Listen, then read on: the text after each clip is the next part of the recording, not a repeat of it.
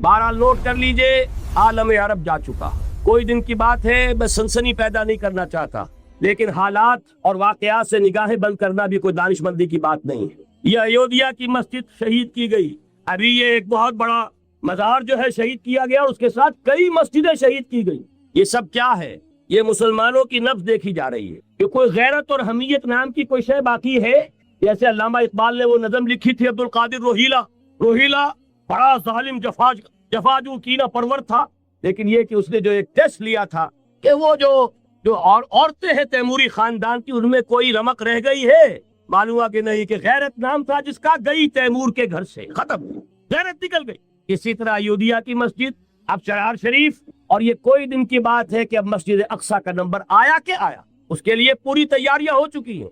یروشلم کا مشرقی حصہ خالی کرایا جا چکا ہے، اس کے اندر اب پورا تسلط یہودی کر رہے ہیں، یہاں تک کہ اب کے یاسر عرفات صاحب نے بھی کچھ نہ کچھ جو ہے احتجاج کی بات کی ہے، حالانکہ اب تک ہر بات مان کر منقار زیر پر تھا، لیکن یہ کہ ایک وقت آتا ہے آخر کار اسے بھی کچھ بولنا پڑ گیا ہے۔ لیکن یہودی اب پیچھے قدم ہٹانے والا نہیں ہے، ان کا تھرڈ ٹیمپل، تیسری مرتبہ ہیکل سلیمانی تعمیر ہونا ہے۔ نوٹ کر لیجئے، ان کے لیے وہ وہی کچھ ہے جو ہمارے لیے کعبہ ہے، ان کے لیے ہیکل سلیمانی بالکل وہی حیثیت رکھتا ہے جو ہمارے لیے کعبہ۔ وہ ہیکل سلیمانی ایک مرتبہ پہلے نبوکدنضر کے ہاتھوں مسمار ہوا، پھر سن 70 عیسوی میں ٹائٹس کے ہاتھوں مسمار ہوا، سن 70 کے بعد آج 1995 میں کتنے برس ہو گئے؟ پورے 1925 برس ہو گئے کہ ان کا کعبہ زمین بوس پڑا ہوا ہے۔ اب تک تو ان کا بس نہیں تھا، اب تو بس ہے کہ نہیں؟ اب ان کی حکومت ہے کہ نہیں؟ اب شاہ حسن ہو چاہے شاہ حسین، ان کے نوکر اور چاکر ہیں یا نہیں؟ اب انہیں ڈر کس کا ہے؟ لہذا کوئی دن کی بات ہے، مسجد اقصی شہید ہوگی اور ٹیمپل کی تعمیر شروع ہوگی۔ یہ تو بہرحال ایک نقشہ ہے۔ اگلا نقشہ آپ کو بتانا چاہتا ہوں، ایک دوسری تصویر ہے۔ یہ تصویر ہے زمینی، ایک تصویر ہے آسمانی۔ وَمَكَرُوا وَمَكَرَ اللَّهُ وَاللَّهُ خَيْرُ الْمَاكِرِينَ۔ انہوں نے اپنی سی تدبیریں کی، اللہ نے اپنی تدبیر کی، اور ظاہر بات ہے اللہ کی تدبیر سے بہتر تدبیر کس کی ہوگی؟ چنانچہ یہودیوں کی سازشیں اس وقت بھی ناکام ہوئی تھی یا نہیں؟ ظاہر بات ہے، جاء الحق وزهق الباطل ان الباطل كان زهوقا۔ لہذا یہ آیتیں دونوں اعلان کر رہی ہیں کہ یہودیوں کی سازشیں بالآخر ناکام ہوں گی اور دین حق کا بول بالا ہو کر رہے گا۔ یہ تو ان آیتوں سے ظاہر ہے۔ یریدون لیطفئوا نور اللہ بافواہہم واللہ متم نورہ ولو کرہ الکافرون۔ یریدون ان یطفئوا نور اللہ بافواہہم ویابی اللہ الا یتم نورہ ولو کرہ الکافرون۔ هو الذی ارسل رسولہ بالہدی ودین الحق لیظہرہ علی الدین کلہ ولو کرہ المشرکون۔ اللہ نے تو بھیجا ہی ہے اپنے رسول کو اس فیصلے کے ساتھ اور یہ ذمہ داری اور مشن دے کر کہ جو دین حق آپ کو دے کر بھیجا جا رہا ہے اسے غالب کیجئے، نافذ کیجئے، قائم کیجئے، اس مشن کے ساتھ بھیجا جا رہا ہے۔ اور وہ بہرحال آیا، جاء الحق وزهق الباطل ان الباطل كان زهوقا۔ لیکن نوٹ کرنے کی بات یہ ہے، ذرا یہاں تھوڑا سا تحمل کے ساتھ غور کیجئے گا، کہیں میرے خلاف کوئی فتویٰ دینا شروع کر دیں۔ کیا حضور کا مقصد بعثت اس وقت مکمل ہو گیا تھا؟ ایک درجے میں ہو گیا کہ جزیرہ نما عرب پر اللہ کے نور کا بھی اتمام ہو گیا، اللہ کا دین بھی غالب ہو گیا؟ ہو گیا کہ نہیں ہو گیا؟ لیکن کیا محمد الرسول اللہ صرف عرب کے لیے بھیجے گئے تھے؟ قرآن کہتا ہے ببانگ دول وما ارسلناک الا کافۃ للناس بشیرا ونذیرا۔ اے محمد صلی اللہ علیہ وسلم، ہم نے نہیں بھیجا ہے آپ کو مگر پوری نوع انسانی کے لیے بشیر اور نذیر بنا کر۔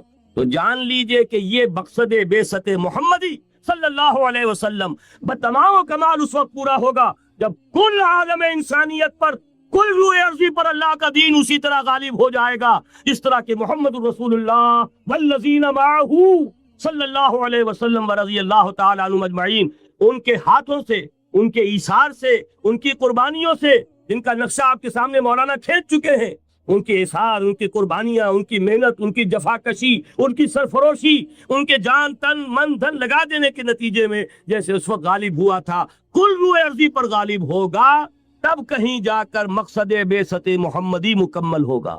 یہی وجہ ہے اقبال نے کہا تھا وقت فرصت ہے کہاں، کام ابھی باقی ہے، نور توحید کا اتمام ابھی باقی ہے۔ لیکن ساتھ ہی خوشخبری بھی دی تھی، یہ چمن معمور ہوگا نغمہ توحید سے۔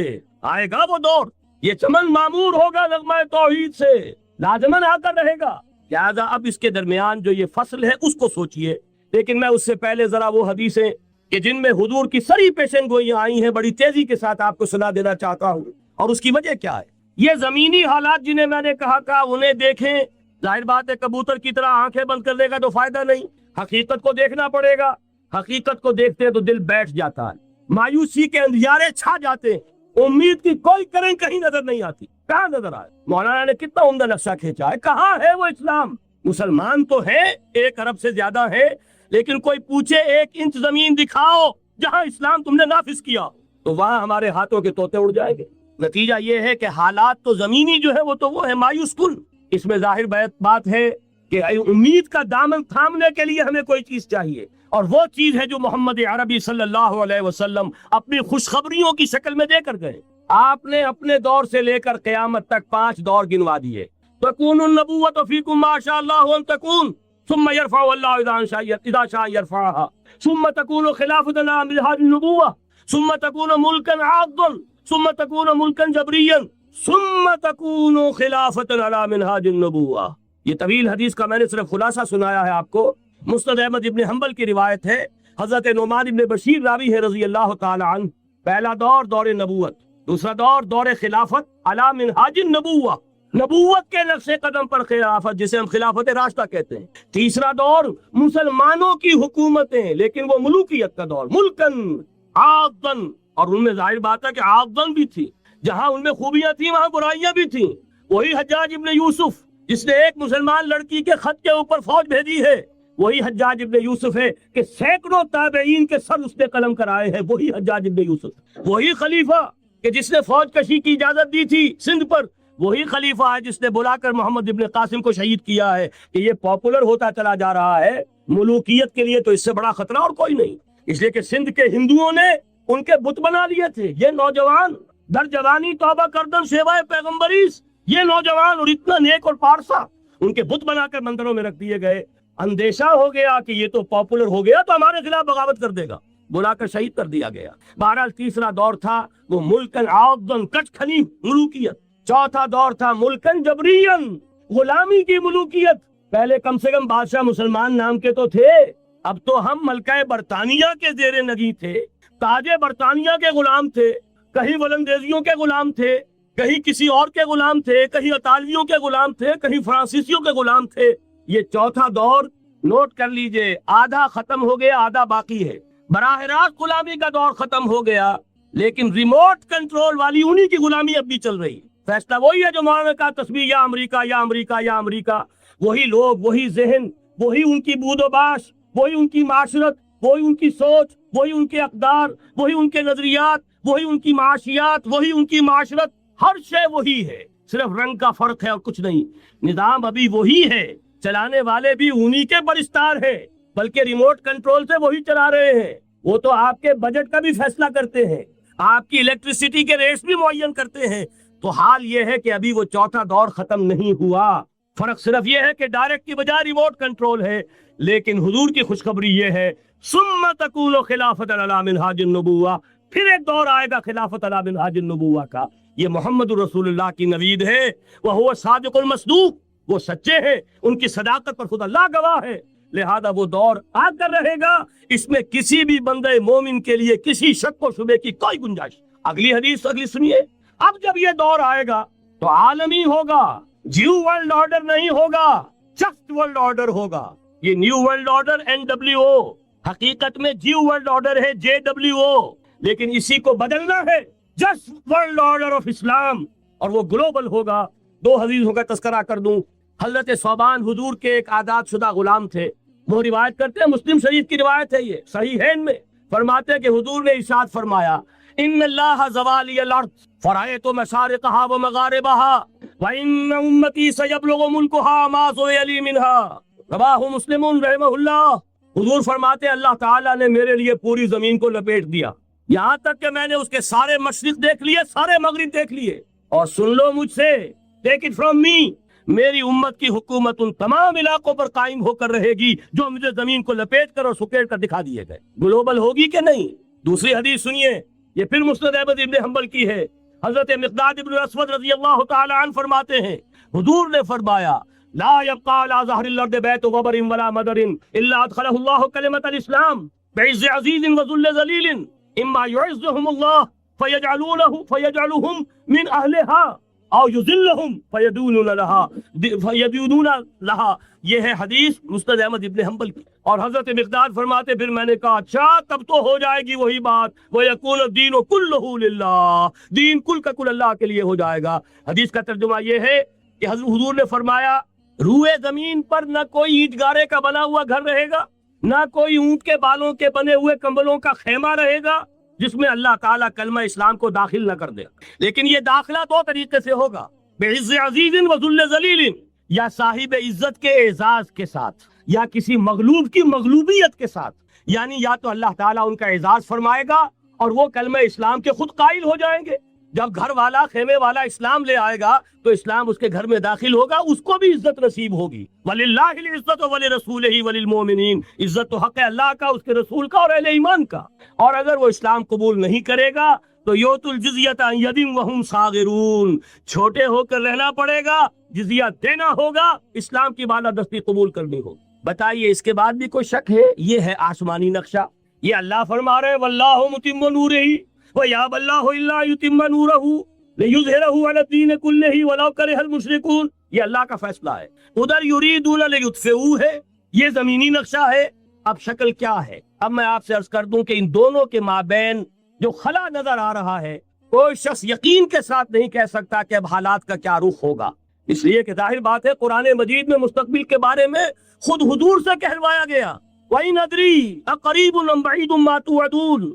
لوگوں مجھے معلوم نہیں ہے کہ جس بات کی تمہیں خبر دی جا رہی ہے وہ قریب آ چکا ہے یا دور ہے. وَإِنْ أَدْرِي لَعَلَّهُ فِتْنَةٌ لَكُمْ وَمَتَاعٌ إِلَىٰ حِينٍ, اور میں نہیں جانتا, ہو سکتا ہے اللہ کچھ اور مہلت دے دے تمہیں اور کچھ اور آزمائش جو ہے اس کے لیے تمہارے لیے کوئی اور مہلت عطا فرما دے, ہو سکتا ہے. تو میں بھی کسی دعوے سے نہیں کہہ رہا, لیکن دو امکانات ہیں. امکان نمبر ایک کیا ہے؟ ابھی عالم اسلام کا ایک سالڈ بلاک ہے جو یہودی ورلڈ آرڈر کی نگاہوں میں کھٹک رہا ہے. میں کھٹکتا ہوں دل یزداں میں کانٹے کی طرح. اگرچہ ان کی اسٹریٹجی کیا ہے, ایک ایک کر کے ان کے حصے بکھرے کر کے تیا پانچا کرو. ابھی وہ بلاک کون سا ہے؟ ایران ہے, افغانستان ہے, پاکستان ہے اور روسی ترکستان سے آزاد ہونے والی جو ریاستیں ہیں, یہ ایک سالڈ بلاک. یہ عجمی مسلمان عربی نہیں عربی گئے, یہ نوٹ کر لیجئے. اس لیے کہ عربوں کو اللہ نے فضیلت دی تھی, محمد ان میں سے تھے صلی اللہ علیہ وسلم, یہ رتبہ بلند ملا جن کو مل گیا. لیکن ساتھ ہی اللہ نے دھمکی بھی دے دی تھی سورہ محمد میں, ان تتولوا یستبدل قوما غیرکم, اگر تم پیٹھ دکھا دو گے اس مشن کو جو ہم نے تمہارے حوالے کیا ہے, تمہیں ہٹائیں گے, کسی اور کو لے آئیں گے. اور یہ بات ہو چکی ہے 13ویں صدی عیسوی میں 1258 میں جب سقوط بغداد ہوا ہے, عربوں کے ہاتھ سے عالم اسلام کی قیادت چھین لی گئی, معزول کر دی. اس کے بعد قیادت کن کے ہاتھوں میں آئی؟ ترکوں کے ہاتھ. ترکان تیموری ہندوستان میں, ترکان صفوی ایران میں, ترکان سلجوقی مڈل ایسٹ میں, اور ترکان عثمانی کا تو کہنا ہی کیا ہے. وہ ایشیا مائنر سے چل کر آپ کو معلوم ہے کہ مشرقی یورپ کا کتنا بڑا علاقہ, دی گریٹ آٹومان امپائر اس صدی کے آغاز تک قائم تھی. اس صدی میں عجیب عجیب معجزے ہوئے ہیں. گریٹ آٹومان امپائر جو 3 بر اعظموں پر محیط, نام و نشان ختم. دی گریٹ USSR, نام و نشان ختم. اب تو روس صاحب ایک ملک کی حیثیت سے رہ گئے. یہ اس صدی میں 2 اور وقت نہیں ہے, میں اور آپ کو کیا بتاؤں. اس صدی میں تو بڑے بڑے عجیب عجوبے ہوئے ہیں, بڑی بڑی 2 عظیم جنگیں ہو چکی ہیں, تیسری جو ہے سر پر کھڑی ہے, دور نہیں ہے, جس کو حدیث میں کہا گیا ہے الملحمۃ العظمیٰ, تاریخ انسانی کی عظیم ترین جنگ, اور وہی صلیبی جنگ جس کا آغاز بوسنیا سے ہو چکا ہے. بہرحال اس وقت جو میں کہہ رہا تھا, ورنہ میرے پاس تو یعنی یہ کہ درد دل کہنے کے لیے وقت نہیں ہے, مجھے اپنی بات کو محدود کرنا پڑ رہا ہے. لیکن میں اب آ رہا ہوں اصل موضوع کی طرف کہ ایک امکان تو یہ ہے کہ اس بلاک میں اسلام کا احیاء ہو, اور اس کے لیے کچھ نویدیں بھی موجود ہیں احادیث نبویہ میں. وہ تو آپ نے سنا ہوگا اقبال کا شعر, میرے عرب کو آئی ٹھنڈی ہوا جہاں سے, میرا وطن وہی ہے, میرا وطن وہی ہے. حدیث میں آتا ہے یخرج الناس من المشرق یؤتون للمہدی, یعنی سلطان ہی, مشرق سے فوجیں نکلیں گی کہ جو کہ مہدی کی حکومت قائم کریں گی. یہ مہدی اہل تشیع کے مہدی اور ہیں, ہمارے مہدی اور ہیں. اہل تشیع کے عقیدے کے مطابق ان کے 12ویں امام جو روپوش ہو گئے تھے وہ امام مہدی ہے, وہ ظاہر ہو جائیں گے. ابھی امام غائب ہے, پھر وہ ظاہر ہو جائیں. ہمارے نزدیک یہ مہدی پیدا ہوں گے یا ہو چکے ہوں, اور یہ ہوں گے حضرت فاطمہ کی نسل ہی سے رضی اللہ تعالی عنہا، لیکن عالم عرب کے اندر پھر ایک طاقت بن کر ابھریں گے، باطل کی قوتوں کے خلاف جہاد کریں گے، لیکن ان کو مدد آئے گی دو طرف سے، ایک زمینی مدد آئے گی مشرق سے، ایک آسمانی مدد آئے گی۔ عیسیٰ ابن مریم کا نزول، حضرت مسیح علیہ السلام جو زندہ آسمان پر اٹھائے گئے تھے نازل ہوں گے، اور در حقیقت ان دو مددوں کے نتیجے میں پھر یہود کا قلع قمع ہوگا، اور یہی گریٹر اسرائیل ان کا گریٹر گریو یارڈ بن کر رہے گا، عظیم تر قبرستان بن کر رہے گا۔ اس کی بڑی واضح حدیثیں موجود ہیں، اس کی بڑی تفصیلی خبریں موجود ہیں، یہ احادیث کی کتب کے اندر، بدقسمتی سے ہماری اس کی طرف توجہ نہیں۔ ایک تو یہ ہو سکتا ہے، اسی طریقے سے ایک اور حدیث ہے، یخرجو من خراسان رایات سود، اور یہ مسلم شریف کی روایت ہے، نوٹ کیجئے گا، نہیں ترمذی شریف کی روایت ہے، یخرجو من خراسان رایات سود لا یردها شیء حتی تنصب بإیلیا، اور خراسان حضور کے زمانے میں آج کے افغانستان کا نام، یہ افغانستان میں جو جہاد ہوا ہے، غلطیاں ہوئی ہیں اور غلطیوں کا خمیازہ بھگت رہے، یہ تو اللہ تعالیٰ کی سنت ہے جس میں اللہ نے صحابہ کو بھی ایگزمپٹ نہیں کیا، غلطی کی سزا دی ہے۔ 35 صحابہ کی غلطی غزوہ احد میں ہوئی، جہاں سے حکم تھا کہ مت ہٹنا، 50 میں سے 35 ہٹ گئے، نتیجہ کیا نکلا؟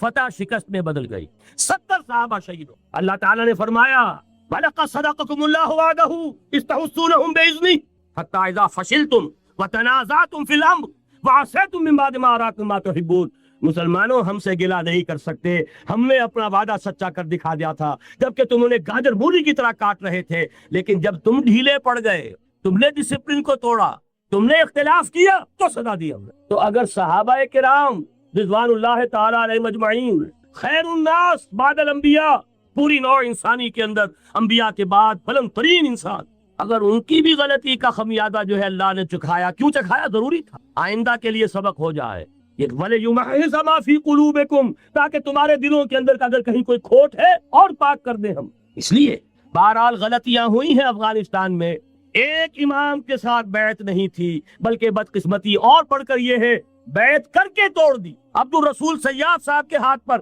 ہمارے پاکستان کے 7 گروپ جو تھے، انہوں نے عین حرم میں بیٹھ کر بیعت کی اور پاکستان آ کر بیعت توڑ دی، سزا اس کی مل رہی۔ آپس کی خانہ جنگی یوں ہی نہیں ہو رہی، کوئی سبب ہے، لہذا یہ سزا تو ملے گی، لیکن جتنا خون یہاں پر خلوص کے ساتھ دیا گیا ہے اس کی مقدار بھی کم نہیں ہے، یہاں سے خیر برآمد ہوگا۔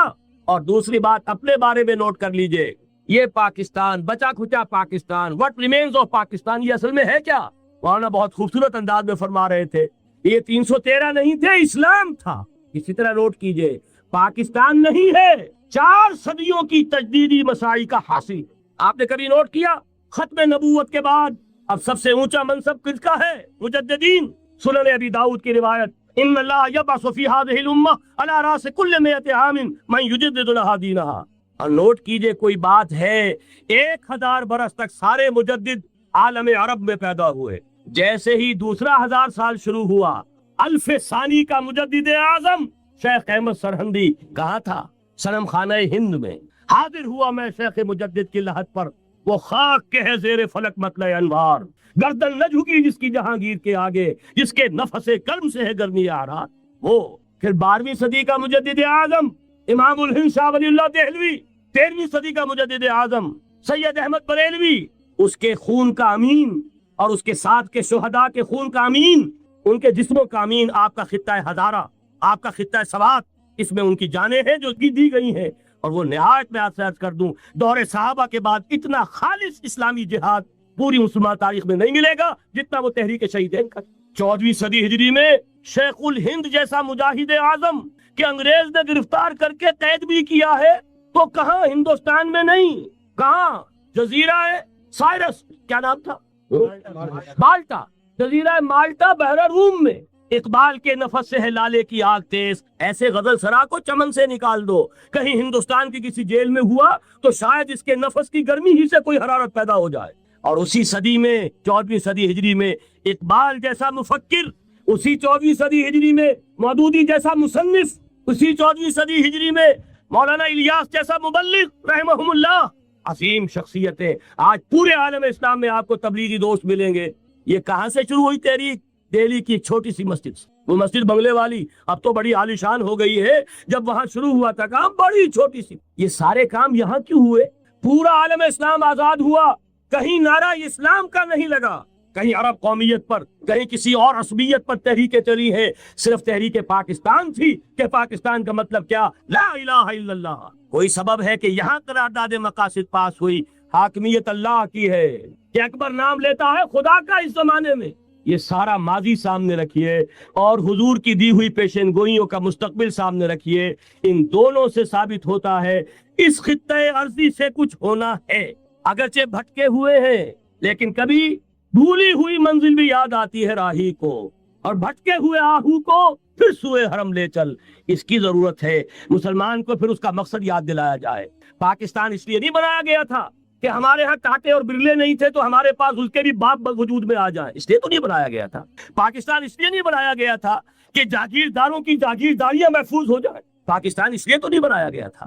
اور یہ کہ نمازیں اور مسجدیں تعمیر ہو جائیں، مسجدیں تو امریکہ میں تعمیر ہو رہی ہیں عالیشان سے عالیشان، اس لیے پاکستان نہیں بنا تھا۔ آج بھی مسلمان، میں معذرت سے عرض کر رہا ہوں مولانا سے، آج بھی بھارتی مسلمان کی ایوریج نمازی ہونے کے اعتبار سے پاکستانی مسلمان سے کہیں بہتر ہے۔ آج بھی برقع نظر آ جائے گا تو ہندوستان میں نظر آ جائے گا۔ میں نے اپنی آنکھوں سے دیکھا چند سال پہلے، جب مکہ مسجد حیدرآباد دکن میں 3 دن مسلسل میری تقریریں ہوئی ہیں، 10,000 مرد اور 5,000 خواتین، اور ان میں سے کوئی بغیر برقعے کے نہیں تھی۔ ایک سیلاب نظر آ رہا تھا برقعوں کا کہ جب جلسہ ختم ہوا ہے رات کے 12 بجے 3 دن تک متواتر۔ یہاں کہاں نظر آئے گا برقع آپ کو؟ یہاں تو جس کے بعد 2 پیسے ہو گئے اس نے سب سے پہلے برقع اتار کے پھینک دیا۔ معلوم اچھی طرح سمجھ لیجئے، یہ چیزیں تو وہاں زیادہ ہیں یہاں کی نسبت۔ اصل ضرورت تھی کہ یہاں اس نظام کو قائم کیا جائے، وہ نظام عدل اجتماعی، وہ جس میں حریت ہو، جس میں عام آدمی بھی خلیفہ وقت کو ٹوک سکے۔ یہ کرتا کیسے بن گیا؟ ایک خاتون بھی کھڑی ہو کر دامن پکڑ لے، عمر تمہیں کیا حق ہے کہ ہمارے مہر کے اوپر پابندی لگا رہے ہو، جبکہ اللہ نے نہیں لگائی۔ اللہ قرآن میں قنطارہ کا لفظ استعمال کر رہا ہے۔ ڈھیروں سونا دے دے کوئی شخص اپنی بیوی کو مہر کے اندر، طلاق دیتے وقت اس میں سے کچھ نہیں لے سکتا، آپ کون ہوتے ہیں ہمارے حق کے اوپر پابندی لگانے والے؟ اور عمر نے کہا آج ایک بڑھیا نے وہ اب عمر کو دین سکھایا، آرڈیننس واپس۔ حضرت سعد بن ابی وقاص رضی اللہ تعالی عنہ جو فاتح ایران تھے، وہ گورنر ایسے ہی نہیں بن گئے تھے ریوڑیاں بٹی ہو اور گورنر ہی مل گئی ہو، وہ تو خود فاتح تھے ایران کے، اس لیے گورنر تھے۔ صرف ایک پرچہ پہنچا ہے بارگاہ خلافت میں، حضرت عمر فاروق کے پاس انفارمیشن آئی، سعد نے اپنے گھر کے باہر ڈیوڑی بنا لی ہے اور ایک دربان کھڑا کر دیا ہے۔ حضرت بلال کو بھیجا ہے رقعہ دے کر، اور یہ حکم تھا کہ بلال پہلے تو جاتے ہی ڈیوڑی میں آگ لگا دینا، پھر یہ رقعہ دینا میرا۔ اور رقعے میں لکھا ہوا تھا اے سعد، لوگوں کو ان کی ماں نے آزاد جانا تھا، تم نے انہیں اپنا غلام کب سے بنا لیا ہے؟ یہ دربان کھڑے کر دیا اپنے آگے۔ وہ حریت، وہ مساوات کہ جا رہا ہو خلیفہ وقت اور چارج لینے جا رہا ہے بیت المقدس کا، کوئی ذاتی علاج کے لیے نہیں جا رہا، سیر و سیاحت کے لیے نہیں جا رہا، چارج لینے کے لیے بالکل سرکاری وزٹ ہے، آفیشل وزٹ ہے، اسٹیٹ وزٹ۔ اور حال کیا ہے؟ 700 میل کا فاصلہ طے کرنا اور ایک اونٹنی، کوئی انٹوریج نہیں، کوئی خدم و حشم نہیں، کوئی جمبو جٹ بھرے ہوئے نہیں، کچھ نہیں، ایک اونٹنی ایک خادم۔ اس ایک اونٹنی پر چونکہ راستے کا راشن بھی ہے لہذا 2 آدمی نہیں بیٹھ سکتے، ایک بیٹھ سکتا ہے۔ ایک منزل خلیفہ وقت بیٹھا ہوا ہے اوپر اور خادم نکیل پکڑ کر چل رہا ہے، اگلی منزل خادم اوپر بیٹھا ہے اور خلیفہ وقت عمر بن الخطاب رضی اللہ تعالی عنہ، اور وہ آگے آگے نکیل پکڑ کر چل رہے۔ یہ نظام چاہیے آج نوع انسانی، اس کے انتظار میں، اس کی تلاش میں نوع انسانی نے کتنے تجربے کر لیے۔ معلوم ہوا کہ آخرت کو مان بھی رہے ہیں، آخرت کا خوف نہیں رہا۔ جب ہم چہیتے ہیں، لاڈلے ہیں، سیاں بائے کوتوال، کاہے کا ڈر؟ لہٰذا ہمیں تو کوئی خوف نہیں، جہنم ہوگی دوسروں کے لیے، ہمارے لیے تو ہے نہیں۔ یہی بات ہمارے ذہنوں میں بیٹھی ہوئی ہے، ہم جو کچھ بھی ہیں خار ہیں اور یہ ہیں اور وہ ہیں، لیکن تیرے محبوب کی امت میں ہے، لہذا ہمارا کلیم ہے جنت از our birth right, we have a reservation there، کون ہمیں اسے ڈپرائیو کر سکتا ہے؟ معلوم ہوا کہ آخرت پر ایمان ختم ہو کر رہ گیا اپنی تاثیر کے اعتبار سے، اس کا آپ کے کردار پر، آپ کے اخلاق پر، آپ کے عمل پر کوئی اثر مترتب نہیں ہوگا، اس لیے کہ نفی کر دی ہے اس تصور، اور اس میں کوئی ایک چیز نہیں، بے شمار چیزیں ہیں جس نے آخرت کا سارا خوف دلوں سے نکال لیا، اور آخرت کا خوف نہیں ہوگا تو عمل درست نہیں ہوگا، پھر عشق رسول وہ شکل اختیار کرے گا۔ کھڑے ہوئے ہیں اور نعت میں زمین و آسمان کے کلابے ملا رہے ہیں، اور شکل دیکھیے تو 12 بجے ہوئے ہیں، سنت رسول صلی اللہ علیہ وسلم کی توفیق نہیں ہے، لیکن عشق رسول کے وہ بلند بانگ دعوی ہے کہ معلوم ہوتا ہے کہ اپنی جان اور تن اور من اور دھن سب کچھ ابھی نچھاور کر دیں گے، لیکن یہ ہے کہ رسول کا اتباع نہیں کر سکتے، رسول کے نقش قدم پر نہیں چل سکتے۔ قرآن پر ایمان کے دعوی ہیں، قرآن جس شے کو حرام ٹھہرا رہا ہے اسے اپنے لیے جائز کیا ہوا ہے۔ اللہ کے رسول فرماتے ہیں ما آمن بالقرآن من استحل محارمہ، جو قرآن کی حرام کردہ کسی شے کو اپنے لیے حلال ٹھہرا لے اس کا قرآن پر کوئی ایمان نہیں۔ یہ سب کچھ کیوں ہے؟ آخرت کا خوف۔ قرآن مجید میں پہلی وحی جو آئی تھی اقرا، ان 5 آیات کے بعد 3 آیات ہیں۔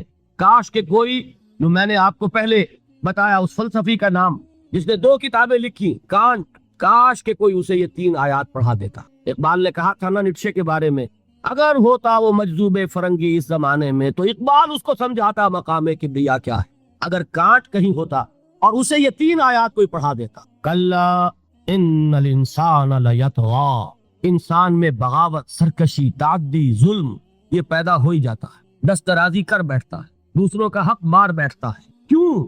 الراہ استغنا، کہ وہ دیکھتا ہے کوئی پکڑ نہیں ہے، اگر میں انگارہ ہاتھ میں پکڑوں ہاتھ جل جائے گا، اگر زبان پر رکھوں زبان جل جائے گی، جھوٹ بولوں کچھ نہیں ہوگا، چھالا بھی نہیں پڑے گا، جلنا تو بہت دور کی بات ہے۔ میں حرام خوری کر رہا ہوں، مجھے کوئی تکلیف نہیں پہنچ رہی، پھل رہا ہوں، پھول رہا ہوں، پھیل رہا ہوں، میری عزت بڑھ رہی ہے، لوگ میرے سے جھک کر مل رہے ہیں۔ سب کو معلوم ہے کہ حرام سے کما رہا، سب کو معلوم ہے اسمگلر ہوں، سب کو معلوم ہے بلیک مارکیٹیئر ہوں، لیکن پیسہ ہے میرے پاس، بڑے بڑے لوگ آتے ہیں، علماء آتے ہیں اور وہ مجھ سے ہاتھ ملاتے ہیں، تو مجھے کیا ضرورت پڑی ہے کہ میں حرام خوری چھوڑوں؟ ہے نا یہ بات؟ دنیا میں ان افعال کا نتیجہ نہیں نکل رہا۔ یہ ہے وجہ کہ جس کی وجہ سے انسان سرکشی میں، تعدی میں، ظلم میں، غلط کاری میں، حرام خوری میں بڑھتا چلا جاتا۔ اس کا علاج کیا ہے؟ ان الی ربک الرجعی، یقیناً تیرے رب کی طرف لوٹ کر جانا ہے، دیر ضرور ہے اندھیر نہیں ہے، بدلہ مل کر رہے گا، ہر ایک کو اپنے کیے کا پورا بدلہ۔ ایک میں آپ کو خطبہ سناتا ہوں نہج البلاغہ کا، جو بھی مرتب ہے اس نے حضور کے کچھ خطبات بھی جمع کیے ہیں۔ حضور کا ایک سادہ سا خطبہ ہے، اس سے آپ کو اندازہ ہوگا ایمان بالآخرہ پر کس درجے حضور نے زور دیا ہے۔ واللہ لتموتن کما تنامون، خدا کی قسم تم سب کے سب مر جاؤ گے جیسے روزانہ رات کو سو جاتے ہو۔ ثم لتبعثن کما تستيقظون، پھر تمہیں اٹھا لیا جائے گا جیسے روزانہ صبح کو بیدار ہو جاتے۔ ثم لتحسبن بما تعملون، پھر تمہارا حساب کتاب لیا جائے گا ان اعمال کا جو کر رہے۔ ثم لتجزون بالاحسان احسانا وبالسوء سوءا، اور پھر تمہیں لازماً بدلہ مل کر رہے گا، بھلائی کا بھلا بدلہ اور برائی کی بری سزا۔ اور وہ کیا ہے؟ وَإِنَّهَا لَجَنَّةٌ أَبَدًا أَوْ لَنَارٌ أَبَدًا، یا آگ ہے ہمیشہ ہمیش کے لیے اور یا جنت ہے ہمیشہ ہمیش کے لیے۔ یہ زور ہے کلام نبوی میں اس ایمان بالآخرہ کے۔ قرآن مجید میں آپ دیکھیں گے آخری پارے کی وہ صورتیں جو ابتدا میں نازل ہوئی ہیں، سارا زور آخرت۔ القارعہ ما القارعہ وما ادراک ما القارعہ یوم یکون الناس کالفراش المبثوث وتکون الجبال کالعہن المنفوش فاما من ثقلت موازینہ فهو فی عیشۃ راضیہ واما من خفت موازینہ فامہ ہاویہ وما ادراک ما ہی نار حامئہ۔ میں ایک مثال دے رہا ہوں، الحاقہ ما الحاقہ وما ادراک ما الحاقہ اما یتساءلون عن النبأ العظیم الذی هم فیہ یختلفون کلا سیعلمون ثم کلا سیعلمون۔ سارا زور آخرت، اس لیے کردار بنتا ہے اس آخرت کے یقین کے نتیجے، عمل درست ہوگا اس آخرت پر یقین کے نتیجے میں۔ تو ایمانیات ثلاثہ کی ایک دوسرے کے ساتھ جو نسبت و تناسب ہے اہمیت کے اعتبار سے، اس کے لیے یہ الجبرے کے فارمولے کی طریقے سے یہ حقیقت ذہن نشین کر لیجئے۔ علمی، اصولی، نظری، علمی اعتبار سے اصل اہمیت ایمان باللہ کی ہے، قانونی، فقہی، شرعی اعتبار سے اصل اہمیت ایمان بالرسالت کی، اخلاقی، عملی اعتبار سے اصل اہمیت ایمان بالآخرہ کی۔ یہ میرا گفتگو کا 5واں باب ختم ہوا۔ اب ہے اہم ترین باب، 6واں باب، ایمان کے 2 درجے۔ یوں تو ایمان کے درجات بے شمار، ایک ایمان میرا اور آپ کا، ایک ایمان ابو بکر اور علی کا رضی اللہ تعالی عنہما، کوئی نسبت و تناسب ہے؟ کتنے درجے ہوں گے؟ وہ درجات گنے نہیں جا سکتے، ناممکن۔ لیکن جان لیجئے کہ ان کو 2 بڑے بڑے حصوں میں ہم تقسیم کر دیں گے۔ ایک ایمان ہے قانونی ایمان، اسی کے لیے ایک اصطلاح ہے اسلام۔ ایک ایمان ہے حقیقی ایمان، جس کے لیے ایک دوسرا لفظ ہے یقین۔ ان 2 چیزوں کو علیحدہ علیحدہ سمجھیے۔ دیکھیے تصدیق، میں نے کہا تھا ایمان کے معنی تصدیق ایک ہے زبان سے، ہاں آپ صحیح کہہ رہے ہیں، آپ اللہ کے رسول ہیں، میں نے مان لیا جو خبر آپ دے رہے ہیں، میں نے قیامت کو مانا، माँ से बादल मौत को माना, अल्लाह को माना, उसके अस्मा को माना, उसकी सिफात को माना। मैं गवाही देता हूँ अशहदु अल्ला इलाहा इल्लल्लाह व अशहदु अन्न मुहम्मद रसूलुल्लाह। ये क्या है? इकरारुन बिल लिसान। इसका नतीजा क्या निकला? कोई हिंदू हो, सिख हो, पारसी हो, ईसाई हो, बुद्ध मत का मानने वाला हो, फिर ये चूढ़ा हो, चमार हो, कसे बाशत, आज ये जुमला जबान से निकाले, वो तफाकन क्या हो गया? मुसलमान। कोई यहाँ लंबा चौड़ा सफर नहीं है। मुसलमान होने के लिए कोई लंबे चौड़े रिचुअल्स नहीं है, कोई लंबी चौड़ी रसूमात का सिलसिला नहीं है। जो शख्स ये कह दे और इकरारुम बिल लिसान, हम उसे मुसलमान मान, इल्ला ये नोट कर लीजिए, मुगालता हो जाता है बाद लोगों को, इल्ला ये के बाद में ये मालूम हो कि वो कोई ऐसी बात भी मानता है जो इस्लाम की या हुजूर की दी हुई बुनियादी तालीमात के खिलाफ। जब ये मालूम होगा तो हम कहेंगे नहीं भाई तो मुसलमान नहीं हुए, इसका नाम तकफीर है, फिर उसको काफिर करार दिया जाएगा। मिसाल दूं आपको, एक शख्स कहता है अशहदु अल्ला इलाहा इल्लल्लाह व अशहदु अन्न मुहम्मद रसूलुल्लाह, हो गया मुसलमान। बाद में कहता है मैंने आखिरत का इकरार कब किया था? मैंने तो अल्लाह को माना, रसूल को माना, ये आखिरत तो मैंने नहीं मानी। अब क्या कहेंगे आप, उसको मुसलमान मानेंगे कि नहीं? ये तकफीर है। जब तक हमें मालूम नहीं कि वो आखिरत का मुनकिर है, सिर्फ कलमा शहादत की बुनियाद पर उसे मुसलमान माना जाएगा। लेकिन जब मालूम हुआ कि वो आखिरत का मुनकिर है, अब उसकी तकफीर हो जाएगी कि नहीं तो मुसलमान नहीं हो, काफिर। बिल्कुल इसी तरह जब तक हमें मालूम नहीं कि कोई शख्स जो कलमा शहादत पढ़ रहा है वो खत्म नबूवत का मुनकिर है, उस वक्त तक वो मुसलमान माना जाएगा। लेकिन जब ये मालूम हो जाए कि वो खत्म नबूवत का मुनकिर है, उसकी तकफीर की जाए। इसलिए कि मोहम्मद रसूलुल्लाह ने जैसे खबर आखिरत की दी, वैसे ही खबर अपनी नबूवत की इख्तिताम और तकमील की दी। तो ये जो है इस्लाम या ईमान कानूनी, इसका ताल्लुक है इकरारुम बिल लिसान से। इसकी बिना पर हम दुनिया में किसी को मुसलमान मानते हैं। लेकिन एक है तस्दीक दिल से, समझ रहे हैं बात? ये दिल से तस्दीक होगी तो हकीकी ईमान होगा। अगर दिल से तस्दीक नहीं है, जबान से तस्दीक है, तो इस्लाम तो हो जाएगा, ईमान नहीं होगा। बात समझ में आई? तो एक ईमान का कानूनी दर्जा है। अच्छा, दिल की तस्दीक की बात ऐसी है, हर शख्स समझ सकता है, इसको हम वेरीफाई नहीं कर सकते। आज तक भी, आज क्या तारीख है? 12 दिसंबर 1985 तक भी कोई आला हमारे पास ऐसा नहीं जिसके जरिए से हम दिल में उसे उतार कर ये देख ले कि ईमान है कि नहीं है। नहीं है ना? तो ईमान की जो दुनिया का ईमान है उसमें दिल की बात ज़ेरे बहस नहीं आएगी। बात समझ रहे? मजबूरी है हमारी, we can't no it, we can't verify it. हमने किसी के दिल में उतर कर नहीं देखा। हो सकता है, देखिए, कोई हिंदू, कोई सिख पाकिस्तान में आता है जासूस की हैसियत से, वो मुसलमानों की शक्ल बनाएगा कि नहीं? दाढ़ी भी रखेगा, खूब नमाज सीख के आएगा, खतरा करा के आएगा, ताकि कोई आड़ा वक्त आए और वेरिफिकेशन होने लगे तो मेरी आइडेंटिटी जो है मुसलमान की तस्लीम हो जाए। और हो सकता है हमारे यहाँ बॉर्डर एरियाज में कोई इमाम मस्जिद बन के बैठा हुआ हो और वो हिंदू जासूस हो। क्या उसके दिल में ईमान है? नहीं, वो बना हुआ मुसलमान है, लेकिन हमें मुसलमान मानना पड़ेगा। क्यों? Unless you can prove it otherwise. आपके पास क्या सबूत है? सबूत मिल जाएगा तो आप उसे पकड़ कर जेल में डाल देंगे जासूसी के जुर्म में। लेकिन ये कि जब तक आपके पास कोई सबूत नहीं है, you will have to accept him as a मुस्लिम। इसलिए कि मुसलमान होने के लिए कानूनी तौर पर ईमान का तकादा पूरा करने के लिए सिर्फ इकरारुम बिल लिसान, दिल की तस्दीक को उसमें हम कहीं जेरे बहस ला ही नहीं सकते। It's impossible. यही मामला अच्छी तरीके से समझ लीजिए। एक शख्स ऐन हालत जंग में, आजकल तो खैर दूर से होती है ठाठा, लेकिन ये कि वो जमाना जबकि हुजूर के जमाने में जिहाद होता था, क़िताल होता था, दू बदू जंग है, तलवार है।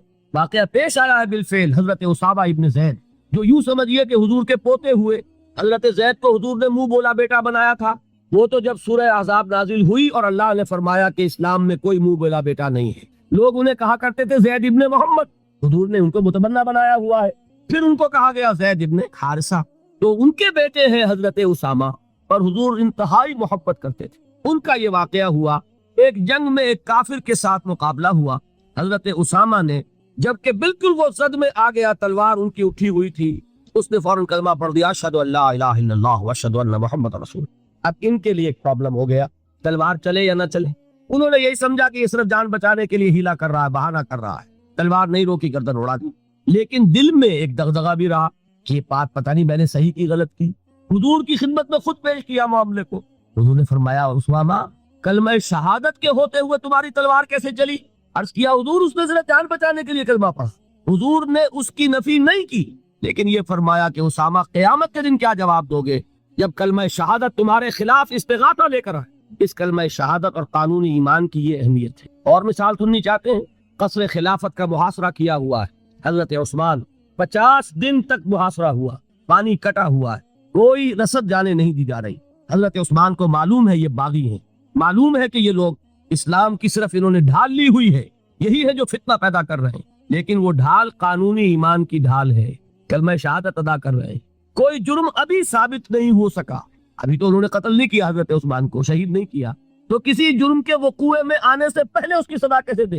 حضرت عثمان کا جو فیصلہ تھا، بعض لوگ نا سمجھ لوگ، کم سمجھ لوگ، بلکہ میں سمجھتا ہوں کہ نیتوں میں فطور ہے جو یہ کہتے ہیں کہ حضرت عثمان نے یہ بڑا غلط کیا، بڑی کمزوری دکھائی، معاذ اللہ ثم معاذ اللہ۔ یہ وہی تو بات ہے، حضرت عثمان تلوار کیسے اٹھائیں جبکہ وہ کلمہ شہادت کی ڈھال رکھتے؟ کیا کہا تھا انہوں نے کہ میں ہرگز اپنی تلوار کو کسی کلمہ گو کے خون سے رنگین کرنے کے لیے تیار ہوں، یہ مجھے شہید کرنا چاہتے ہیں کر دیں، لیکن میں اپنی جان کے تحفظ میں کسی کلمہ گو کا خون نہیں بہاؤں گا، اس لیے کہ یہ کلمے کی ڈھال بہت بڑی ڈھال ہے، جس کو کہ حضرت اسامہ، حضور فرما رہے ہیں کہ اسامہ کیا جواب دو گے قیامت کے دن جب یہ کلمہ شہادت تمہارے خلاف استغاثہ لے کر آئے؟ یہ ہے اس قانون کی اہمیت، قانونی ایمان اس دنیا میں انتہائی اہمیت کا حامل ہے۔ حضور نے فرمایا کہ ایک مسلمان کی جان اور اس کی آبرو اللہ کی نگاہوں میں اتنی محترم ہے جتنا کعبہ۔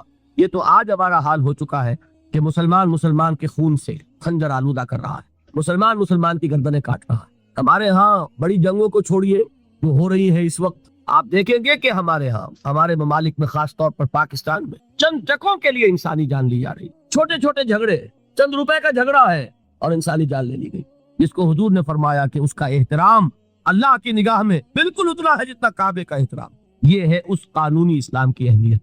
لیکن یہ جان لیجئے اس قانونی ایمان کا عمل دخل صرف اس دنیا تک ہے، آخرت میں سابقہ پیش آئے گا اس ہستی سے جو ہماری طرح لاچار نہیں ہے، وہ دلوں کے حال کو جانتی ہے، علیم بذات الصدور ہے، وہ جانتی ہے یعلم ما تسرون وما تعلنون، اللہ تو جانتا ہے جو کچھ تم ظاہر کرتے ہو اور جو کچھ تم چھپاتے ہو، واللہ علیم بذات الصدور، وہ تمہارے سینوں کی کیفیت کو جانتا ہے۔ لہذا یہ قانونی ایمان کیا مانی؟ اگر صرف اقرار باللسان ہے اور تصدیق بالقلب نہیں ہے، یہ ایمان دنیا میں معتبر ہوگا، دنیا میں ایک مسلمان کی حیثیت سے تسلیم کرا لے گا، اس کو تمام لیگل رائٹس، تمام constitutional rights of a Muslim in an Islamic state, تمام legal and moral rights of a Muslim in an Islamic society, he will be entitled to everything، ہر حق اسے حاصل ہے۔ لیکن آخرت میں معاملہ ہوگا اس ایمان حقیقی کی بنیاد پر جو قلبی تصدیق کے ساتھ، تصدیق ہے تو مومن قرار پائے گا، تصدیق قلبی نہیں ہے تو مومن نہیں قرار پائے۔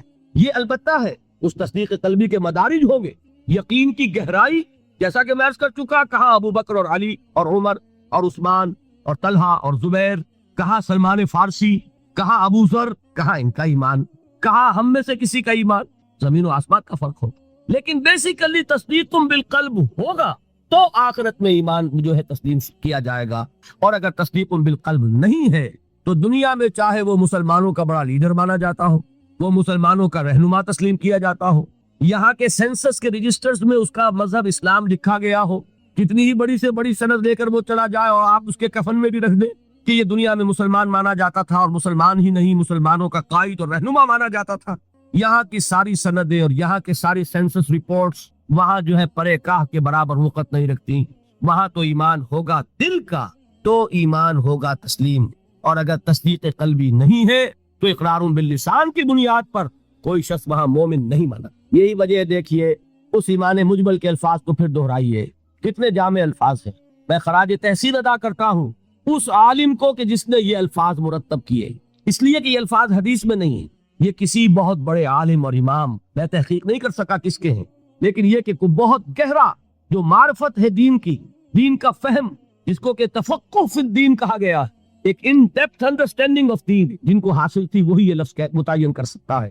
آمنت باللہ کما ہوا باسمائہ و صفاتہ وقبلت جمیع احکامہ، آگے کیا ہے؟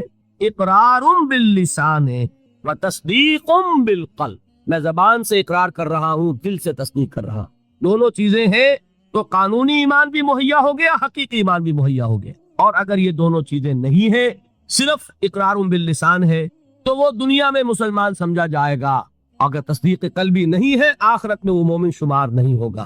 اچھا ایک اور شکل بھی ہو سکتی ہے، ہو سکتا ہے تصدیق بالقلب ہو لیکن اقرار نہ کرے، یہاں وہ شخص بھی یہاں مسلمان نہیں مانا جائے، وہاں کا معاملہ اللہ کے حوالے ہے، وہ انڈیویجول کیس ہے، اللہ تعالیٰ جیسے چاہے اس سے معاملہ کرے، لیکن یہاں مسلمان اور مومن منوائے جانے کے لیے اقرار باللسان لازمی ہے۔ کسی شخص کو لاکھ یقین ہو، ابو جہل نے بھی اقرار کیا تھا جب اس سے سوال کیا گیا کہ کیا تمہارا یہ خیال ہے کہ محمد جھوٹ کہہ رہے ہیں صلی اللہ علیہ وسلم؟ تم نے کہا نہیں، محمد نے کبھی جھوٹ نہیں بولا۔ پھر سوال کیا گیا پھر ان کی بات کیوں نہیں مانتے؟ اس نے صاف اقرار کیا، میں یہ کہا کرتا ہوں give the devil his due۔ وہ ابو جہل ہے، کفار کا چوٹی کا لیڈر، حضور کا نہایت یوں کہیے کہ دشمن، لیکن یہ کہ اس کو بھی اگر اس کے اندر کوئی بات تھی تسلیم کیجئے، give the devil his due۔ اس نے جھوٹ نہیں بولا، سچ بولا۔ اس نے کہا میں کبھی نہیں مانتا یہ کہ حضور یہ محمد صلی اللہ علیہ وسلم جھوٹ بولتے، کبھی جھوٹ نہیں بولا۔ بھائی مانتے کیوں پھر نہیں؟ کہنے لگا کہ ہمارے اور ان کے درمیان ایک مسابقت اور مقابلہ چل رہا تھا۔ یہ قبائل کے اندر آپ کو معلوم ہے مقابلہ ہوتا ہے ایک دوسرے سے آگے بڑھنے کا، کہیں گھوڑا آگے بڑھانے پہ جھگڑا اور کہیں پانی پینے پلانے پہ جھگڑا۔ تو قریش ایک قبیلہ ہے، قریش کے گھرانے ہیں، یہ بنو ہاشم، بنو امیہ، بنو عدی، بنو تیم، بنو فلاں۔ تو اس نے کہا کہ ہمارے اور بنو ہاشم کے درمیان ایک مقابلہ تھا، مسابقت تھی، ہم کندھے سے کندھا لگائے آ رہے ہیں آج تک، ہم نے آگے نہیں نکلنے دیا بنو ہاشم کو۔ انہوں نے سخاوتیں کی، ہم نے ان سے بڑھ کر کی، انہوں نے لوگوں کو کھانے کھلائے، ہم نے بڑے دسترخوان بچھا دیے، ابھی تک تو ہم کندھے سے کندھا ملائے آ رہے ہیں، اگر ان کی نبوت مان لیں تو ہم قیامت تک کے لیے نیچے ہو جائیں گے، اور یہ مجھے گوارا نہیں۔ اور مثال چاہیے، قرآن کتنی مرتبہ کہتا ہے کہ یہود کے علماء حضور کو اس طرح پہچانتے تھے جیسے اپنے بیٹوں کو پہچانتے، یعرفونہ کما یعرفون ابناہم۔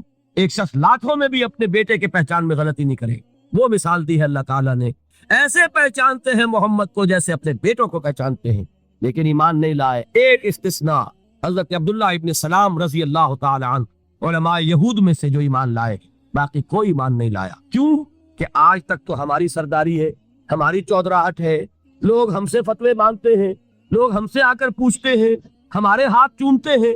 اگر ہم محمد کو مان لیں، ہماری سیادت، ہماری قیادت، ہماری چودراہٹ، ہماری مسند نشینی، یہ سب کی سب ختم ہو جائے گی، اور یہ ہمیں گوارا ہے۔ یہ ہے اصل سبب۔ تو اقرار باللسان لازم، اور دنیا میں اسی پر دار و مدار ہے کسی کے مسلمان مانے جانے کا، لیکن تصدیق بالقلب لازم، اور آخرت میں کسی کے مومن مانے جانے کا کلیتاً دار و مدار تصدیق بالقلب۔ یہ دونوں باتیں علیحدہ علیحدہ۔ اصل میں ہمارے ہاں ایسا ہوا ہے کہ ان چیزوں میں صحیح طور پر علیحدہ علیحدہ نہ سمجھنے کی وجہ سے بڑی کنٹروورسیز ہو گئی ہیں، بڑے مغالطے، بڑے مباحثے، بڑے مناظرے، علم کلام کی بڑی بحثیں، ایمان کی حقیقت، ایمان اور عمل کا تعلق، ان چیزوں میں سارے اختلافات ریزالو ہو جاتے ہیں اگر یہ بنیادی بات آپ کو معلوم ہے۔ دیکھیے ایک انتہا پر نکل گئے خوارج نے کیا کیا؟ عمل کی بنیاد پر تکفیر، جس نے گناہ کبیرہ کیا کافر ہو گیا، کافر ہے تو مرتد ہے، مرتد ہے تو واجب القتل ہے۔ یہ ان کی بہت بڑی ٹھوکر تھی۔ اس دنیا میں مسلمان مانے جانے کا سارا دار و مدار صرف اقرار پر ہے۔ نماز نہ پڑھو کافر نہیں ہوگے، نماز کا انکار کرو گے کافر ہو جاؤ، روزہ نہ رکھو فاسق اور فاجر شمار ہوگے، روزے کا انکار کر دو کافر ہو جاؤ، زکوٰۃ نہیں دیتے ہو کوتاہی ہے، عملی کوتاہی ہے، گناہ ہے، اللہ کے ہاں سزا پاؤ گے، کافر نہیں ہوگے، زکوٰۃ کا انکار کر دو گے کافر ہو جاؤ۔ اسی طریقے سے کوئی شخص شراب پیتا ہے، فاسق ہے، فاجر ہے، کافر نہیں ہے۔ اگر یہ کہتے شراب حرام نہیں ہے، کفر ہو جائے، قرآن کی نفی ہو گئی، کفر ہے۔ کوئی شخص بدکاری کر بیٹھا ہے، کافر نہیں ہوا، گناہ گار ہوا، اگر اس کے خلاف سزا، اگر مقدمہ ثابت ہو جاتا ہے سنسار کر دیجئے۔ حضور نے سنسار کیا، مرد کو بھی کیا، عورت کو بھی کیا، لیکن یہ کہ انہیں کافر نہیں کہا، بلکہ جنہیں سنسار کیا گیا تھا ان کے خلاف کسی نے اگر یہ جملہ بھی کہہ دیا کہ کتنا بے حیا مرد تھا یا کتنی بے حیا عورت تھی، تو حضور نے ڈانٹا، اس نے وہ توبہ کی ہے کہ اگر تمام مدینے والوں پر تقسیم کر دی جائے تو سب کی نجات کے لیے کافی ہوتا، حالانکہ مدینے میں منافقین بھی بھرے ہوئے تھے۔ حضور نے فرمایا اتنی بڑی توبہ کی اس اللہ کی بندی نے، خطا ہو گئی، جذبات کے رو میں آ کر کوئی کیا نہیں کر بیٹھتا، لیکن آپ ذرا غور کیجئے، اس اللہ کی بندی کا تصور کیجئے جو خود چل کر آتی ہے، حضور مجھ سے وہ خطا ہو گئی ہے جس کی سزا رجم ہے، آپ مجھے پاک کر دیجئے، میں اللہ کے ہاں نہیں جانا چاہتی، مجھے آپ کو سزا دے کر اس دنیا میں پاک کر۔ حضور نے اپنا رخ پھیرے، وہ پھر آئی۔ حضور نے پوچھا دماغ خراب تو نہیں ہے؟ نہیں حضور، مجھ سے وہ خطا ہو گئی۔ اب مجبور ہو کر آپ پوچھتے ہیں حمل تو نہیں رہ گیا؟ یہ حضور رہ گیا۔ تو پھر اس ننھی جان کا کیا قصور ہے؟ جرم تمہارا ہے، اس کا کوئی جرم نہیں۔ جاؤ وضع حمل کے بعد آنا۔ وہ اللہ کی بندی وضع حمل کے بعد پھر حاضر، حضور پیدائش ہو چکی ہے، اب مجھے پاک کر۔ ذرا تصور کیجئے، جس کو کہا جاتا ہے وحشیانہ سزا، اور واقعہ یہ کہ اس سے زیادہ سخت موت کا آپ تصور نہیں کر سکتے۔ یہ کوئی الیکٹرک چیئر والی موت نہیں ہے کہ ایک کرنٹ گیا اور ختم ہوئے، یہ پھانسی کی موت نہیں ہے کہ ایک جھٹکا اس کے بعد انسان کو کچھ پتا نہیں۔ یہ آپ کو نظر آ رہا ہے کہ جسم جو ہے پڑپڑا رہا ہے، تڑپ رہا ہے، اس کو کچھ پتا نہیں۔ یہ موت کے پتھراؤ ہو رہا ہو اور ایک ایک پتھر جو ہے جسم کے اندر گھاؤ ڈال رہا ہو اور خون کے فوارے چھوٹ رہے ہو اور جان اس طرح نکل رہی ہو، لیکن وہ اللہ کی بندی خود پیش کر رہی ہے اپنے آپ وضع حمل کے بعد حاضر۔ حضور نے فرمایا ابھی تو اس بچے کی زندگی کا دار و مدار تم پر ہے، جاؤ ابھی دودھ پلاؤ۔ پھر آتی ہے، بچے کے ہاتھ میں ٹکڑا ہے روٹی کا، کھا رہا۔ حضور دیکھیے اب یہ روٹی کھانے لگا ہے، اب مجھے پاک کر دی۔ اب مجبوراً حضور سزا کا حکم دیتے ہیں، جاؤ اس کو رجم کر دو۔ جب رجم کیا جا رہا تھا، کسی شخص کی زبان سے نکل گیا، کتنی بے حیا عورت تھی، اس پر ڈانٹ پلائی ہے حضور نے صلی اللہ علیہ وسلم۔ اللہ کی اس بندی نے وہ توبہ کی ہے کہ اگر تمام مدینے کے لوگوں پر تقسیم کر دی جائے تو سب کی نجات کا ذریعہ بنے۔ لیکن جرم جرم ہے، سزا ملے گی، البتہ کفر نہیں ہے۔ تو جرم اور کفر، گناہ اور کفر، یہ دو علیحدہ چیزیں، مغالطہ ہو گیا۔ دنیا میں کسی کا مسلمان سمجھا جانا اس کے عمل پر دار و مدار نہیں ہے، بلکہ اس کے اقرار پر ہے، اقرار باللسان۔ دوسری انتہا پہ ہم پہنچ گئے ہوئے ہیں کہ جو کچھ بھی کریں، اور صرف قانونی اگر اسلام ہے، صرف وراثتاً منتقل ہو گیا ہے، اس کی کوئی حقیقت علم ہے ہی نہیں، لیکن کلمہ گو ہے۔ تو بھائی کلمہ گو تو منافق بھی تھے، کیا کلمہ نہیں پڑھتے تھے؟ کیا عبداللہ ابن ابی کلمہ نہیں پڑھتا تھا؟ اصل شے ہے تصدیق بالقلب۔ حقیقی مومن اللہ کے ہاں قرار پانا وہ کلمہ گوئی پر نہیں ہے، وہ تصدیق بالقلب پر، اور تصدیق بالقلب ادنا درجے میں بھی ہوگی تو اس کا کوئی نہ کوئی اثر عمل میں ظاہر ہوگا۔ یہ ایمان اور عمل صالح کا وہ تعلق ہے جس پر کہ انشاءاللہ کل بحث ہونی ہے۔ میں نے عرض کیا تھا 2 ابواب کل زیر بحث آئیں گے۔ ایمان کا عمل سے کیا تعلق ہے اور ایمان کا جہاد کے ساتھ کیا رشتہ ہے، یہ کل اور پرسوں جو ہے یہ 2 مباحث آئیں گے۔ اب میں ان کو یہاں چھوڑتے ہوئے آگے آخری بحث شروع کر رہا ہوں، ایمان اور امن۔ ایمان کا اصل حاصل دیکھیے، جہاں سے ہم چلے تھے وہاں پہنچ گئے ہیں۔ ایمان کا مادہ کیا ہے؟ امن۔ لفظ کہاں سے بنا؟ امن سے۔ امن کسے کہتے ہیں؟ نچنت ہونا، بے فکر ہونا، کوئی خطرہ نہیں، کوئی خوف نہیں، کوئی رنج نہیں، کوئی غم نہیں، کوئی ملال نہیں، کوئی اندیشہ نہیں، کوئی کھٹکا نہیں، یہ ہے امن۔ ایمان کا اصل حاصل جو انسان کو حاصل ہوتا ہے، اگر ایمان حقیقی موجود ہو، وہ امن، وہ سکون، وہ اطمینان ہے، وہ اندرونی سکون، اندرونی امن، قلبی اطمینان۔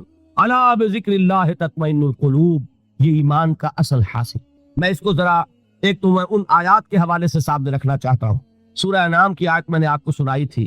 سورہ انعام میں ایک مومن اور ایک مشرک، 2 گروہوں کو سامنے رکھا گیا، پھر سوال کیا گیا ای الفریقین احق بالامن ان کنتم تعلمون۔ اے ہوش مندو، اے عقل والو، ذرا سوچو امن کا مستحق کون ہے ان دونوں گروہوں میں سے؟ ایک اللہ کا ماننے والا، توحید کا ماننے والا، آخرت کا ماننے والا، رسالت کا ماننے والا، ایک مشرک ہے، منکر ہے، کافر ہے، ملحد ہے۔ امن کسے حاصل ہوگا؟ سوال کیا گیا اور اب جواب خود دیا گیا۔ الذین آمنوا ولم یلبسوا ایمانہم بظلم اولئک لہم الامن وہم مہتدون۔ وہ لوگ جو ایمان لائیں اور اپنے اس ایمان میں شرک کی آمیزش نہ کریں۔ اب اس پر ایک مکمل تقریر میری ہونی ہے، وہ جو 17 تاریخ کی آپ کو بتائی گئی۔ شرک کسے کہتے ہیں، شرک کی اقسام کیا ہے، شرک کی قسمیں کیا ہیں، اس کا بھی بڑا محدود تصور ہے ہمارے ذہنوں میں۔ بہرحال اس پورے تصور کو اس وقت اپنے ذہن میں فرض کر کے جو شخص شرک سے بچ جائے اور ایمان رکھتا ہو، وہ ہے امن کا حقدار، وَهُمُ الْمُهْتَدُونَ، اور وہ ہے ہدایت یافتہ، ہدایت پانے والے۔ ایمان اور امن کا یہ رشتہ ہے۔ ایک اور حوالے سے اس کو ذہن میں بٹھا لیجئے، جب آپ نئے مہینے کا چاند دیکھتے ہیں، ہلال دیکھتے ہیں، تو کیا دعا مانگتے ہیں؟ اگر اللہ نے توفیق دی ہے، اگر آپ نے یاد کی ہے دعائے مسنونہ، کیا الفاظ ہے؟ اللہم اہلہ علینا بالامن والایمان والسلامت والاسلام۔ اے اللہ، یہ مہینہ جو اس چاند کے ساتھ چڑھ رہا ہے، شروع ہو رہا ہے، طلوع ہو رہا ہے، اے اللہ اس مہینے کو ہمارے لیے امن اور ایمان اور سلامتی اور اسلام کا ذریعہ بنا۔ معلوم ہوا امن کا تعلق ایمان سے اور سلامتی کا تعلق اسلام سے۔ اب قرآن کی ایک آیت اور حضور کی یہ دعائے مسنونہ اس ایمان اور امن کے تعلق کو جس طرح واضح کر رہی ہے، اس کو سامنے رکھ کر بات سمجھیے عقلاً۔ اس کو قرآن مجید میں سورہ حامی مسجدہ میں بیان کیا گیا، ان الذین قالوا ربنا اللہ ثم استقاموا تتنزل علیہم الملائکہ الا تخافوا ولا تحزنوا وابشروا بالجنۃ التی کنتم توعدون۔ جو لوگ اللہ پر ایمان لائے، کہے کہ ہمارا رب اللہ ہے، پھر اس پر جم جائے، ان پر فرشتوں کا نزول ہوتا ہے، نہ کوئی غم کرو نہ خوف، خوشیاں مناؤ جنت کی جس کا تم سے وعدہ کیا گیا تھا۔ اللہ کی ربوبیت پر اطمینان جب انسان کو ہو جاتا، میرا رب اللہ ہے، ربی اللہ، انسان کے لیے نہ کوئی کھٹکا، نہ کوئی خطرہ، نہ کوئی خوف، نہ کوئی حزن۔ جو کچھ ہو رہا ہے کس کے اذن سے ہو رہا ہے؟ اللہ کے اذن سے۔ اللہ کے اذن کے بغیر پتا تک نہیں ہلتا۔ یہ کوئی اندھا بہرا مادہ نہیں ہے جس سے مجھے کوئی خوف ہو۔ اندھا بھینسا چلا رہا ہو اس سے تو ڈرنے کا ہر انسان کو ڈرنا چاہیے، نہ معلوم کس کو ٹکر مارتے، لیکن نہیں، اس کائنات کو چلانے والا ایک سمیع و بصیر خدا ہے، وہ جو میرا دوست ہے، میرا ولی ہے۔ اللہ ولی الذین آمنوا یخرجہم من الظلمات الی النور۔ اللہ اہل ایمان کا ولی ہے، ساتھی ہے، پشت پناہ ہے، مددگار ہے، حمایتی ہے۔ بتائیے جسے یقین ہو جائے کہ اللہ میرا مددگار، اللہ میرا محافظ، اللہ میرا پشت پناہ، اللہ میرا حمایتی، اس کے لیے کوئی خوف ہوگا؟ اس سے کوئی ڈر ہوگا؟ میں مثال دیا کرتا ہوں ایک بہت سادہ، پنجاب کے دیہات کی۔ وہ بڑا چودھری ہے اور کوئی غریب کسان ہے۔ اس غریب کسان کی کہ جانوروں کو ہر وقت اندیشہ ہوگا چوری کا، کوئی میری بھینس کھول کر نہ لے جائے، کوئی میرا بیل کھول کر نہ لے جائے۔ لیکن جس کے بارے میں یہ سب کو معلوم ہو کہ وہ جو بڑا چودھری ہے وہ اس کا دوست ہے، اس کی بچیا کو کوئی خوف ہوگا؟ اس کی بھینس پر کوئی ہاتھ ڈالے گا؟ اسے کوئی اندیشہ ہوگا؟ نہیں۔ کیوں؟ کہ وہ بڑا چودھری، بڑا اس کا یہاں کا سردار، جاگیردار، سب کو معلوم ہے وہ میرا دوست ہے، کوئی میرے خلاف اقدام نہیں کر سکتا۔ اس دنیا میں یہ چھوٹی سی بات اگر آپ کے دلی اطمینان اور سکون کا باعث بن سکتی ہے تو ذرا تصور کیجئے۔ میں لفظ تصور استعمال کروں گا صرف اس لیے کہ اس کا ہم جس کو کہتے ہیں ادراک اور شعور کر نہیں سکتے، اگر کے ساتھ کر سکتے۔ اگر یقین ہو کہ اللہ میرا مددگار اور یقین ہو کہ اللہ ہر آن میرے ساتھ ہے، پھر کوئی خوف، کس کا خوف؟ کوئی شے اللہ سے بالا تر ہے، کوئی قوت اس سے زیادہ طاقتور ہے، کوئی اس کے ارادے کو بدلنے والا ہے، کوئی اس کی مشیت کے آڑے آنے والا ہے؟ یہی بات ہے جو حضور نے فرمائی۔ یہ ایمان کا حاصل ہے لب لباب کہ دیکھو اچھی طرح اس بات کو ذہن نشین کر لو، اگر تمام انسان مل کر تمہیں کوئی نقصان پہنچانا چاہے نہیں پہنچا سکتے مگر جو کچھ اللہ نے لکھ دیا ہو، اور تمام انسان مل کر تمہیں کوئی نفع پہنچانا چاہے نہیں پہنچا سکتے مگر وہ شے جو اللہ نے طے کر۔ آپ پھر میں کہوں گا ذرا طاری کیجئے، اسے فرض کیجئے، اسے سوچئے، اگر اس حدیث پر ہمارا دل ٹھکا ہوا ہو تو کسی سے ڈر ہوگا؟ یہ مجھے نقصان نہ پہنچا دے، یہ میری رپورٹ خراب نہ کر دے، یہ میری انکریمنٹ نہ رکوا دے، یہ میرا یہ نہ بگاڑ دے، یہ میرے یہ نقصان نہ پہنچا دے۔ اس کا ڈر، اس کا ڈر، اس کا خوف، اس کی خوشامد، اس کے لیے جا کر طرح طرح سے اپنی عزت نفس کو ذلیل کروانا اس کے سامنے، یہ سب کچھ کیوں کرتا ہے انسان؟ جب سمجھتا ہے کہ اس کے ہاتھ میں میرا کوئی نفع ہے، اس کے ہاتھ میں میرے لیے کوئی ضرر ہے، یہ مجھے کوئی گزن پہنچا سکتا ہے، یہ مجھے کوئی نقصان پہنچا سکتا ہے، یہ میرے کوئی کام بنا سکتا ہے، یہ میری کوئی ضرورت پوری کر سکتا ہے، اسی کا نام شرک ہے۔ جہاں آپ نے یہ سمجھا کہ غیر اللہ کے اندر کوئی طاقت موجود ہے وہی شرک ہے۔ بتوں سے تجھ کو امیدیں، خدا سے نومیدی، مجھے بتا تو صحیح اور کافری کیا ہے؟ شرک تو یہ ہے جس پر بھی تمہیں یہ خیال ہے کلمہ ہے، یہ کلمہ سوم لا حول ولا قوت الا باللہ، ذرا اس پر دل کو کبھی اگر آپ تصور کریں، پھر فرض کریں، دل ٹھک جائے، اس پر کوئی طاقت نہیں۔ یہی بات تھی جو شیخ عبد القادر جیلانی رحمۃ اللہ علیہ نے اپنی وصیت میں اپنے بچے سے کہی۔ 11ویں دینے والے ہیں لیکن حضرت شیخ عبد القادر جیلانی کی وصیت اور تعلیمات کو کتنے لوگ جانتے ہو؟ یہ جن مقامات تک پہنچے ہیں وہ کس چیز کی بدولت پہنچے؟ انہوں نے جو پیغام دیا وہ کیا تھا؟ اے میرے بچے، جس طریقے سے قرآن مجید میں حضرت لقمان کی نصیحتیں جو ہے نقل کر دی گئی ہیں، میں یہ عرض کروں گا بالفرض اگر قرآن حضرت عبد القادر جیلانی کے بعد نازل ہوا ہوتا تو شیخ عبد القادر کی یہ نصیحتیں بھی قرآن میں درج ہوتی۔ اتنی اونچی نصیحتیں ہیں۔ اے میرے بچے، اس حقیقت کو ذہن نشین کر لے، لا فاعل فی الحقیقت ولا مؤثر الا اللہ، اس کائنات میں نہ کوئی فاعل حقیقی ہے نہ مؤثر حقیقی ہے سوائے اللہ۔ کسی شے میں کوئی تاثیر نہیں اگر اللہ نہ چاہے، آگ جلا نہیں سکتی اگر اللہ نہ چاہے، پانی ڈبو نہیں سکتا اگر اللہ نہ چاہے، زہر ہلاک نہیں کر سکتا اگر اللہ نہ چاہے، کوئی چیز فائدہ نہیں پہنچا سکتی اگر اللہ نہ چاہے۔ تو در در پہ کیوں سر جھکاتے ہو؟ در در پر کیوں جبیں سائی کرتے ہو؟ سب کے سامنے کیوں ہاتھ پھیلاتے ہو؟ ایک اللہ سے مانگو، ایک اللہ کے سامنے زمین پر اپنی جبین رکھو۔ لا فاعل فی الحقیقت ولا مؤثر الا اللہ۔ نظر آتا ہے ہمیں کہ پانی پیاس بجھا دیتا ہے، پیاس بجھانے کی صلاحیت پانی میں نہیں ہے، اللہ کے اذن سے۔ کھانا بھوک مٹا دیتا ہے، بھوک مٹانے کی صلاحیت کھانے میں نہیں ہے، اذن رب میں ہے۔ دیکھیے یہی یقین تھا حضرت موسیٰ علیہ السلام کا واقعہ یاد کیجئے۔ سامنے سمندر آ گیا ہے، قوم دیکھتی ہے پیچھے کہ گرد و غبار کا طوفان، معلوم ہوا کہ فرعون اپنے لشکر سمیت آ گیا۔ لشکر جب چلتا تھا تیز رفتاری کے ساتھ تو گرد و غبار کا جو طوفان اٹھتا تھا اس کا تصور کیجئے، اور لمحہ بلمحہ وہ قریب آ رہا ہے۔ پوری قوم نے کیا کہا؟ اے موسیٰ انا لمدرکون، اے موسیٰ ہم کو پکڑے گئے۔ قرآن مجید میں تو یہاں وہ باتیں نہیں لکھی ہیں، لیکن تورات میں یہ درج ہے کہ بنی اسرائیل جھگڑنے لگے، دست و گریبان ہو گئے موسیٰ کے ساتھ۔ موسیٰ ہمیں یہاں پر وایا لا کر، اس سے تو ہم ہی بہتر تھے، وہاں کھانے کو ملتا تھا، زندگی تو تھی، بیگار ہم کر رہے تھے، موت تو نہیں تھی۔ اب جو کچھ ہوگا اس کا تصور کرو، جس طریقے سے ہمارے ٹکڑے اڑائے جائیں گے۔ تو لڑ رہے ہیں حضرت موسیٰ علیہ السلام سے۔ یہ تورات کی تفصیل ہے، قرآن میں صرف اتنا آیا ہے، پریشان ہو کر انہوں نے کہا انا لمدرکون، موسیٰ ہم تو پکڑے گئے۔ اس وقت موسیٰ کا جواب کیا ہے؟ کلا ان معی ربی سیہدین، نہیں، میرے ساتھ میرا رب ہے، وہ راستہ دے گا۔ بتائیے کہاں راستہ نظر آ رہا ہے؟ یہ ہے ایمان بالغیب۔ راستہ نظر نہ آئے تب اللہ پر یقین ایمان ہے، جیب میں پیسے ہو اور تب دل کو اطمینان ہے، تو ایمان کس پر ہوا؟ پیسے پر، اللہ پر نہیں۔ جب وسائل و ذرائع نہ ہو اور پھر یقین ہو کہ اللہ مسبب الاسباب ہے، وہ اسباب کا پابند نہیں ہے، وہ اسباب کا محتاج نہیں ہے، اسباب اس کے محتاج ہے۔ اگر یہ یقین ہے تو اللہ پر ایمان ہے، یہ نہیں ہے تو تمہارا ایمان اسباب پر ہے، وسائل پر ہے، ذرائع پر ہے، مادیات پر ہے، اللہ پر نہیں۔ اس وقت کہاں راستہ تھا؟ وہ راستہ تھا سمندر ہے اور ادھر سے لشکر آ گیا ہے۔ کلا ان معی ربی سیہدین۔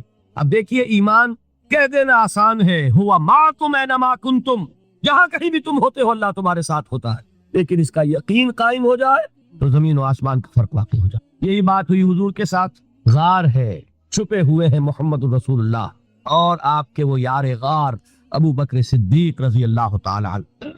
اقبال نے حضرت ابو بکر کی شان میں چند اشعار کہے صرف، لیکن واقعہ یہ ہے کہ بھاری بھاری نظموں پر اور قصیدوں پر بھاری، طویل ترین نظمیں اور قصیدے ہوں ان پر بھاری۔ ہمت ابو بکر کی ہمت جو ہے، کشت ملت را چو ابر، جیسے بارش سے کھیتی اپجتی ہے، ابو بکر کی ہمت اور عظیمت اس امت کو اسی طرح سینچنے والی ہے۔ ثانیے اسلام و غار و بدر و قبر، وہ دوسرے تھے اسلام میں، دوسرے پہلے کون تھے؟ انا اول المومنین، حضور کی بات ہے، سب سے پہلا ایمان لانے والا میں، دوسرے ابو بکر۔ ویسے ہمارے ہاں یہ چلتا ہے اختلاف، حضرت علی پہلے ہے کہ حضرت ابو بکر پہلے ہے، لیکن اس میں بڑی خوبصورت تطبیق قائم کی ہے علماء نے اور بہت صحیح ہے۔ چار کے بارے میں فیصلہ ہی مت کرو کہ کون پہلے ہے، ان کی ایک عجیب تقسیم کر دی ہے۔ آزاد مردوں میں، بالغ مردوں میں سب سے پہلے ابو بکر، بچوں میں سب سے پہلے علی، خواتین میں سب سے پہلے خدیجہ، اور غلاموں میں سب سے پہلے زید ابن حارث۔ بڑی پیاری تقسیم ہے، یہ چاروں ہی پہلے ہیں، ہر ایک کے لیے اولیت ہے۔ اور واقعہ یہ ہے کہ اگر زمانی اعتبار سے تعین ہوگا تو پہلے خدیجۃ الکبریٰ آئیں گی رضی اللہ تعالی عنہ۔ کسی اور سے بات کرنے کی نوبت بعد میں آ سکتی ہے، پہلے تو اہلیہ محترمہ سے بات ہوئی، آتے ہی پہلی وحی ہوئی ہے، ابھی تبلیغ کا حکم نہیں تھا۔ کس کو بتایا واقعہ؟ ابھی اپنی نبوت کی تبلیغ کا تو حکم ہی نہیں آیا۔ واقعہ کس کا ہے؟ تو خدیجہ کا۔ جب کہا ہے کہ خشیت علی نفسی، مجھے اپنی جان کا اندیشہ ہے، تو کیا جواب دیا خدیجہ نے رضی اللہ تعالی عنہا؟